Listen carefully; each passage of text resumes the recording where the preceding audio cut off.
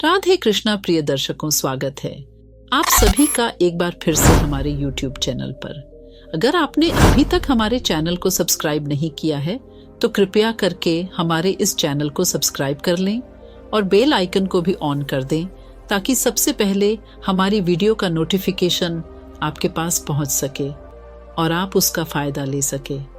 प्रिय दर्शकों, आज की बात करें तो अधिक से अधिक स्त्री और पुरुष विचार का मार्ग अपना रहे हैं। स्त्रियां अपने पतियों से अलग होकर पुरुषों में रमण कर रही हैं और पुरुष भी अपनी स्त्रियों से संतुष्ट नहीं है। उनके घर में भले ही कितनी ही सुंदर सुलक्षणा पत्नी हो, फिर भी उनका मन कुटिल और बाजारू स्त्रियों में ही रमता है और यह कुप्रथा तेजी से विस्तार पकड़ती जा रही है। अपना पति चाहे सुंदर हो, गुणवान हो, बलवान हो, फिर भी उन स्त्रियों का मन पर पुरुषों में रमता है। आखिर क्यों लोग ऐसे गलत विचारों के रास्ते पर चल पड़ते हैं? क्यों स्त्रियां तेजी से अपवित्र होती जा रही हैं?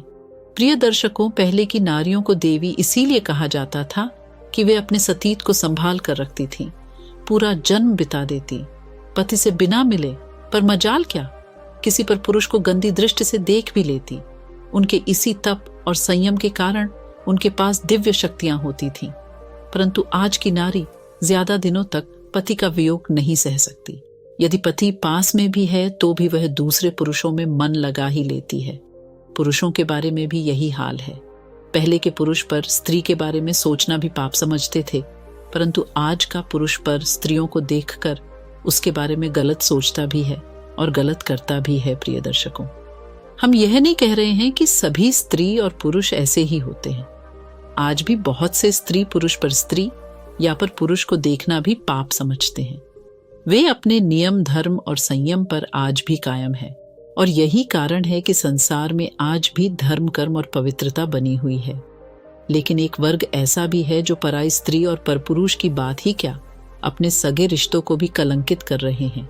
न बाप बेटी को देखता है और न बेटी बाप को, न भाई बहन को देखता है, न बहन भाई को, चाची, ताई, मौसी, मामी, सब वासना में ऐसे बह रहे हैं कि रिश्तों की मर्यादा को ताक पर रख दिया है।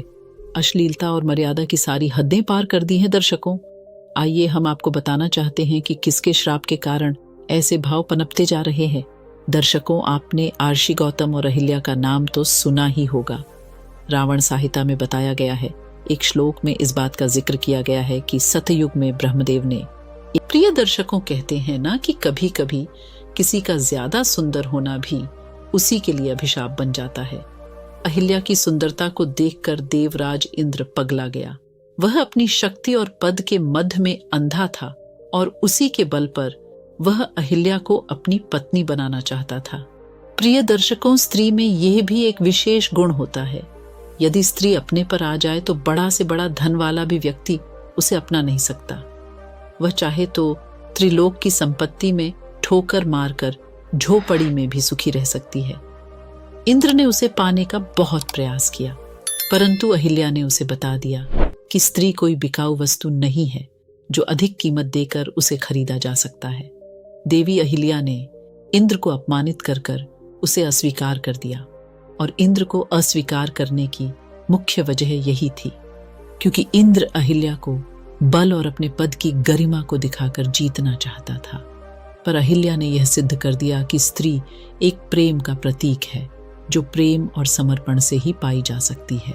उसे आप जबरदस्ती नहीं पा सकते। देवी अहिल्या ने इंद्र को ठुकराकर आर्षि गौतम को अपना पति बना लिया। स्वर्ग जैसे वैभव को छोड़कर एक कुटिया में आर्षि गौतम के साथ रहने लगी। यह देखकर देवता बहुत निराश हुए। देवराज, इंद्र तो अपने आप को बहुत ही अपमानित मान रहे थे। अहिल्या को ना पाकर इंद्र बहुत क्रोधित हुए। प्रिय दर्शकों, कुछ लोग ऐसे ही हीन मानसिकता वाले होते हैं। उन लोगों की यह सोच रहती है कि हमारी नहीं तो किसी की नहीं। वह देवी अहिल्या को किसी भी रूप में पाना चाहता था, चाहे वह छल से या बल से। काफी समय से वह अहिल्या का पीछा करने लगा और एक दिन उसे वह अवसर मिल ही गया। उसने छल का रास्ता चुनकर एक दिन आर्षि गौतम अपनी कुटिया में नहीं थे। इंद्र ने तुरंत ही आर्षि गौतम का भेष बनाया और कुटिया के भीतर चला गया और अहिल्या के साथ दुष्कर्म किया। प्रिय दर्शक बंधुओं, कहते हैं ना कि होनी को कोई नहीं टाल सकता। उस दिन अचानक से आर्षि गौतम कुटिया में आ जाते हैं और अहिल्या के साथ रमण करते हुए आर्षि गौतम ने इंद्र को देख लिया। इंद्र की यह दुष्टता देखकर ऋषि गौतम आग बबूला हो गए।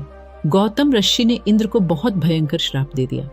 बोले, हे दुष्ट पाखंडी, तूने निर्भय होकर मेरी पत्नी के साथ दुष्कर्म किया है, इसलिए मैं तुझे श्राप देता हूं कि तू युद्ध क्षेत्र में शत्रु के हाथों पकड़ा जाएगा। तेरे शरीर में हजारों अंग स्त्री योनि हो जाएंगी। तेरे द्वारा जो दुष्कर्म किया गया है यह मनुष्य लोक में यह जार भाव प्रारंभ हो जाएगा, यानी किसी स्त्री या पुरुष द्वारा किए जाने वाला विचार प्रचलित हो जाएगा। जो भी मनुष्य इस जार भाव से पापचार करेगा उसे पाप का भोगी होगा, और वो तो भोगेगा ही उसी पाप का। आधा भार तेरे ऊपर भी पड़ेगा। हे इंद्र, तू अपना पद दिखाकर अहिल्या को जबरदस्ती पाना चाहता है, इसलिए आज से मेरे द्वारा दिया गया श्राप से तेरा यह पद स्थिर नहीं रहेगा। कहते हैं कि आर्षि गौतम के उसी श्राप के कारण आज भी धरती पर होने वाले हर बलात्कार का पाप इंद्र को लगता है। गौतम ऋषि के श्राप के कारण आज स्त्री और पुरुष ऐसे विचार के मार्ग पर तेजी से बढ़ते जा रहे हैं। और याद रखना, जो पुरुष ऐसी स्त्रियों के वशीभूत रहने वाला होता है वो आरण लेने वाला अत्यंत दरिद्र, याचक और गुणहीन होता है और धन से रहित होता है। ऐसे लोग जीवित होते हुए भी मरे हुए के समान होते हैं। कहते हैं, जीव अपने ही कर्म अनुसार सुख और दुख भोगता है, अपने ही कर्मों से सदोष को प्राप्त होता है। तो मित्रों, हम उम्मीद करते हैं कि यह वीडियो आपको अवश्य ही पसंद आई होगी। अगर आपको यह कहानी पसंद आई तो वीडियो को लाइक अवश्य करें और कमेंट बॉक्स में अपनी राय अवश्य दें। और हम मिलते हैं आपसे किसी ऐसी ही ज्ञानवर्धक वीडियो में। तब तक के लिए जय श्री कृष्णा, जय श्री राधे।